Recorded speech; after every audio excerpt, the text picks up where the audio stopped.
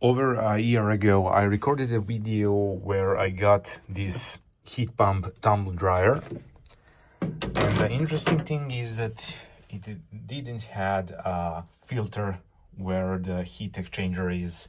So I made custom one, and I decided not to clean it for a prolonged period of time to prove you that you actually need it.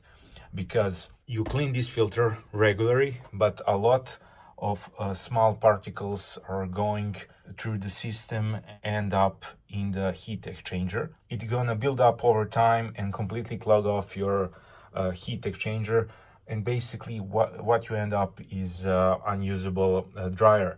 The problem is that cleaning inside of it requires complete disassembly of the unit, so that is not an option. So basically what I recommend to check if your dryer is having a filter like this, because if you have a filter like this, you're gonna have a beautifully clean heat exchanger like me.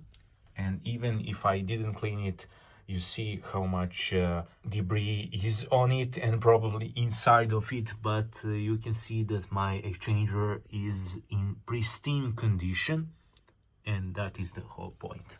Few important things is that if you leave this filter to clog like I did, it's gonna definitely increase drying time. This was only for test purposes. You can clean the filter more often and it's gonna be perfectly fine.